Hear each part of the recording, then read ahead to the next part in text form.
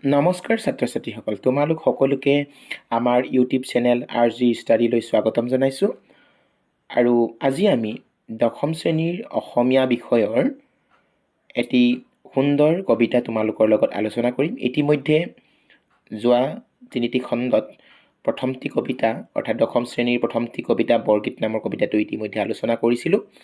আৰু আজি আমি দ্বিতীয়টি কবিতা অৰ্থাৎ জিকিৰ নামৰ কবিতাটি তোমালোকৰ লগত আলোচনা কৰিম। আৰু আজি কেৱল এই জিকিৰ কবিতাটিৰ মূল ভাৱ তথা সাৰাংশহে তোমালোকৰ লগত আলোচনা কৰিম। আহাচোন আমি কবিতাটোৰ মাজলৈ যাওঁ। আৰু আজিৰ কবিতাটি হ'ল জিকিৰ আৰু কবিতাটোৰ কবি আজান ফকীৰ। আমি কবিতাটিৰ মূল ভাৱ তোমালোকৰ লগত আলোচনা কৰোঁ। ৰহমৰ গিৰিহত তুমি আল্লাহ চাহাব ঐ, যদি কৰা দৰিয়াৰ পাৰ। আৰু এইটো আমাৰ জিকিৰ কবিতাটো এনেধৰণে গোৱাও হয়, পৰিৱেশন কৰা হয়। ৰহমৰ গিৰিহত তুমি আল্লাহ চাহাব ঐ, যদি কৰা দৰিয়াৰ পাৰ। চিন্তু হেৰা মোৰ মন আল্লাহৰে নামত, ভজো হেৰা মোৰ মন গুৰুৰে পাৱত। এনেধৰণে এই জিকিৰ কবিতাটো বা জিকিৰবিলাক পৰিৱেশন কৰা হয়। আৰু এতিয়া আমি ইয়াৰ অৰ্থটো তোমালোকৰ লগত আলোচনা কৰিম যে ৰহমৰ গিৰিহত তুমি আল্লাহ চাহাব ঐ, যদি কৰা দৰিয়াৰ পাৰ। অৰ্থাৎ ৰহম শব্দৰ অৰ্থ হ'ল দয়া, আৰু দৰিয়া মানে সাগৰ, অৰ্থাৎ সংসাৰ সাগৰ বা নদীৰ কথা কোৱা হৈছে। যে সেই দয়াৰ গৰাকী তুমি আল্লাহ, আৰু আল্লাহক অৰ্থাৎ দয়াৰ গৰাকী বুলি অভিহিত কৰিছে। আৰু তোমাৰ যদি কৃপা হয়, দয়া হয়, তেতিয়াহ'লে আমি সংসাৰ সাগৰৰ পৰা পাৰ হ'ব পাৰিম। চিন্তু হেৰা মোৰ মন আল্লাহৰ নামত, ভজো হেৰা মোৰ মন গুৰুৰে পাৱত। মই মোৰ মনেৰে আল্লাহৰ নাম স্মৰণ কৰিয়েই মই তোমাকেই চিন্তা কৰোঁ। আৰু মই গুৰুৰ চৰণত, মোৰ মনেৰে গুৰুৰ চৰণতে ভজনা কৰি বা উপাসনা কৰি তোমাকেই মই ভজনা কৰোঁ। ইয়াত ভজো মানে ভজনা কৰাৰ কথা কোৱা হৈছে।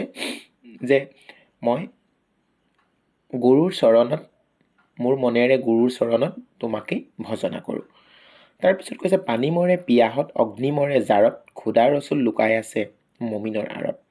যে পানী পিয়াহ নিবাৰণ কৰিব পৰা গুণটো নিজৰ গাতে আছে, আৰু অগ্নি বা জুইৰ ঠাণ্ডা নিবাৰণ কৰিব পৰাটো, নিবাৰণ কৰিব পৰাটো, আঁতৰাব পৰা গুণটো নিজৰ গাতে আছে।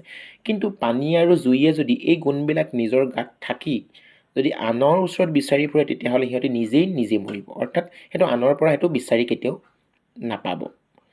আৰু ঠিক তেনেধৰণে খুদা অৰ্থাৎ আল্লাহ আৰু ৰচুল দেৱদূত, এই খুদা ৰচুল লুকাই আছে এজন প্ৰকৃত মুছলমানত বিশ্বাসী লোকৰ অন্তৰতে। অৰ্থাৎ মমিন মানে ইছলামত বিশ্বাস কৰা লোক। গতিকে খুদা ৰচুল লুকাই আছে মমিনৰ আঁৰত। যেনেকৈ পানী আৰু অগ্নিৰ এই গুণাৱলীবিলাক নিজৰ গাত আছে, ঠিক তেনেধৰণে এজন ইছলামত বিশ্বাসী লোকৰ অন্তৰতে ভগৱান বা আল্লাহ বা খুদা বা দেৱদূত লুকাই আছে। খুদা ৰচুল লুকাই আছে নকৰা বিচাৰ, মক্কাৰ দুৱাৰত বান্দা মাৰিলা সঞ্চাৰ। আৰু আল্লাহ বা ভগৱান বা খুদা আৰু দেৱদূত নিজৰ দেহৰ ভিতৰতে লুকাই আছে। তাকে যদি আমি বিচাৰ বিশ্লেষণ নকৰি, নিজৰ দেহত থকা নিবিচাৰি, অৰ্থাৎ প্ৰকৃত ইছলামত বিশ্বাস কৰা ব্যক্তিৰ অন্তৰত আমি নিবিচাৰি, আমি যদি মক্কাৰ দুৱাৰত গৈ বিচাৰি ফুৰোঁ, তেতিয়াহ'লে আমি তাত তলা লগোৱাৰ দৰে হৈ পৰিব। অৰ্থাৎ বান্দা মানে ভৃত্য, আৰু সঞ্চাৰ মানে হৈছে তলা লগোৱা, অৰ্থাৎ মক্কাৰ দুৱাৰ বন্ধ কৰাৰ দৰে হৈ পৰিব। আমি গৈও লাভ নহ'ব। অৰ্থাৎ বিচাৰিব নাজানিলে সেইটোত যোৱা নোযোৱা একেই হৈ পৰিব। আৰু মক্কাৰ দুৱাৰত চাহাব জীৱই মাৰে তালি, যেনে হালে হলৰ লগত দৰিকাৰ দপালি। আৰু মক্কাৰ দুৱাৰত গৈ যদি জীৱই যদি আল্লাহক বিচাৰি ফুৰে, যেনেকৈ শ'ল মাছৰ লগত, শ'ল মাছ ডাঙৰ মাছ হয়, এই ডাঙৰ মাছবিলাকৰ লগত সৰু সৰু মাছবিলাকে টপালি কৰি একো গুৰুত্ব লাভ নকৰে। গতিকে দেখাক দেখি আমি যদি মক্কা বা অন্যান্য পবিত্ৰ স্থানলৈও যাওঁ, তেতিয়াহ'লে ভগৱানৰ অস্তিত্বক আমি উপলব্ধি কৰিব নোৱাৰিম। অৰ্থাৎ ভগৱানক বিচাৰি নাপাম, আল্লাহক বিচাৰি নাপাম।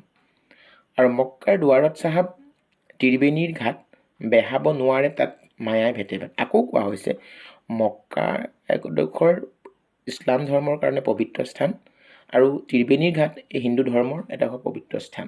ত্ৰিবেণী মানে গংগা, যমুনা, সৰস্বতী য'ত একেলগে হৈছে আৰু তাত যদি স্নান কৰা হয় তেতিয়াহ'লে সৰ্বপাপ মোচন হয় বুলি কোৱা হয়।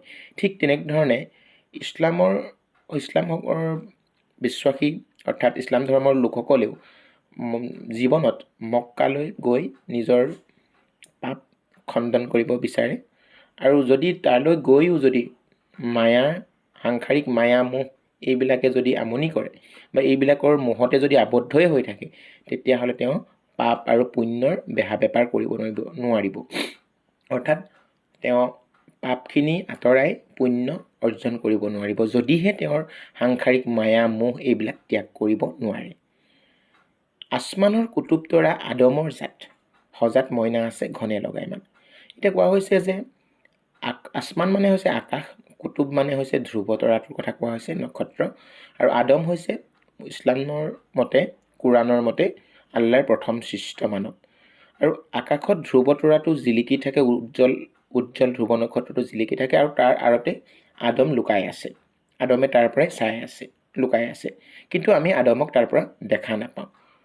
আৰু ঠিক তেনেধৰণে আমাৰ দেহতো এটি মইনা চৰাই সদৃশ অৰ্থাৎ জীৱাত্মা আমাৰ ইয়াত লুকাই আছে আৰু যি নেকি আমাক প্ৰতিটো মুহূৰ্ততে মাত লগাই আছে।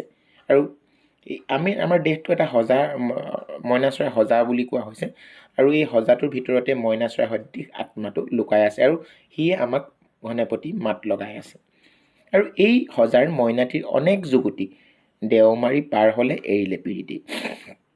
আৰু এই মইনা চৰাইটি, আমাৰ দেহৰ ভিতৰত থকা মইনা চৰাইটি অৰ্থাৎ জীৱাত্মাৰ, ই বিভিন্ন ধৰণৰ কাম কাজ কৰোৱাই থাকে, ই বিভিন্ন ধৰণৰ কথা বতৰা কৈ থাকে আৰু এই দেহটোৰ লগতে এটা সুন্দৰ সম্পৰ্ক গঢ় দি থাকে, ইটো সিটোৰ লগত মানে এটা যোগাযোগত থাকে। আৰু যেতিয়া নেকি এই সজাটো এৰি এই মইনা চৰাইটো ওলাই গুচি যাব, দেওমাৰি পাৰ হৈ যাব, তেতিয়া আৰু এই মইনা চৰাইটিৰ সজাটোৰ লগত কোনো তাৰ ইটোৰ সিটোৰ লগত কানেকশ্যন বা প্ৰীতি বা তাৰ প্ৰতি ভাল ভাৱ নাথাকিব। অৰ্থাৎ যেতিয়া নেকি জীৱাত্মাটো, আমাৰ দেহৰ ভিতৰৰ আত্মাই দেহটো এৰি যাব, তেতিয়া এই দেহৰ লগত তাৰ কোনো ধৰণৰ সম্পৰ্ক নাথাকিব। এবাৰ পাৰ হৈ যোৱাৰ পিছত আৰু সি উভতি নাহে। সেইকাৰণে কোৱা হৈছে দেওমাৰি পাৰ হৈ জীৱই আছে চাই, চোৱা জীৱসকল ভেলৰে বিলাই। আৰু যেতিয়া নেকি আমাৰ সেই জীৱাত্মাই আমাৰ দেহৰ পৰা ওলাই গুচি যাব, এবাৰ যেতিয়া নেকি পাৰ হৈ যাব আৰু পাৰ হৈ যোৱাৰ পিছত সি চাইহে থাকিব, কিন্তু সি জীৱদেহত আমাৰ এই দেহটোত অৰ্থাৎ এই সজাটোত প্ৰৱেশ কৰিবও নোৱাৰে আৰু আমাৰ এই দেহটো বিলাই একেবাৰে স্তব্ধ হৈ পৰিব। ই ভেলৰে মানে হৈছে মৃতদেহ আৰু ই লৰচৰ কৰিব নোৱাৰা হৈ পৰিব, ই নিৰ্জীৱ হৈ পৰিব। তেতিয়া আৰু আমাৰ এই দেহৰ কোনো কাম নাথাকিব। গতিকে যেতিয়া দেহৰ পৰা জীৱাত্মা ওলাই গুচি যায়, দেহৰ কোনো কাম নাথাকিব। গতিকে এয়াই হ'ল আমাৰ এই কবিতাটিৰ মূল ভাৱ তথা জিকিৰ নামৰ কবিতাটিৰ আজান ফকীৰৰ দ্বাৰা ৰচিত এই সুন্দৰ কবিতাটোৰ মূল ভাৱ তথা সাৰাংশ ইমানেই। আমি পৰৱৰ্তী সময়ত ইয়াৰ এই কবিতাটিৰ কবি পৰিচয় আৰু জিকিৰৰ সম্পৰ্কে তোমালোকৰ লগত আলোচনা কৰিম। বোধ কৰোঁ এই কবিতাটিৰ মূল ভাৱ তোমালোকে নিশ্চয় বুজি পালা আৰু ইয়াৰ পৰৱৰ্তী ভিডিঅ' তোমালোকক নিশ্চয় লগ পাম, তাৰে আশাৰে ধন্যবাদ।